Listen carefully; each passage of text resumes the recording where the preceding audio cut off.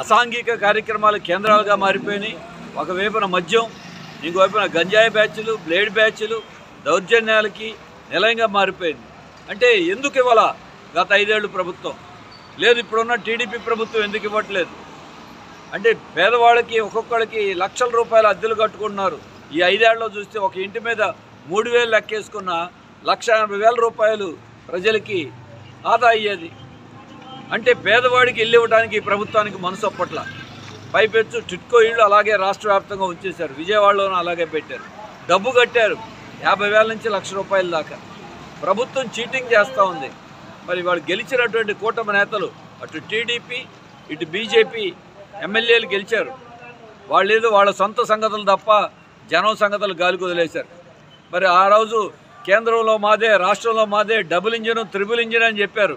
మరి అయినా ఎందుకు ఎవరు కొత్త వాళ్ళకి ఎందుకు ఇల్లు కట్టరు? స్థలాలు ఎందుకు చూపించరు? పార్టీ కార్యాలయాలు పెట్టుకోవడానికి స్థలాలు బాగానే ఉన్నాయి టౌన్లో, పేదవాళ్ళకి ఇవ్వడానికి స్థలాలు లేవా?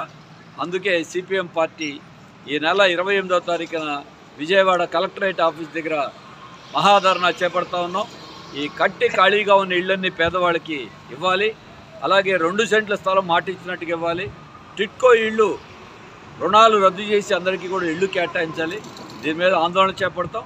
ఆందోళన చేపట్టడమే కాదు, కట్టి ఖాళీగా ఉన్న ఇళ్లని కేటాయించకపోతే జనమే వాళ్ళ ఇళ్లను వాళ్ళు స్వాధీనం చేసుకుంటారు. సిపిఎం వారికి అండగా నిలబడతాం. ఇళ్ళు ఇస్తారా, మమ్మల్ని స్వాధీనం చేసుకోమంటారా అని వాళ్ళు ఈ ప్రభుత్వాన్ని నిలదీస్తున్నాం. ప్రభుత్వం ఇప్పటికైనా ఈ గృహ నిర్మాణం ఇళ్ల విషయంలో స్పందించాలి, లేకపోతే ఆందోళన ఉధృతం చేస్తామని మేము హెచ్చరిస్తాం.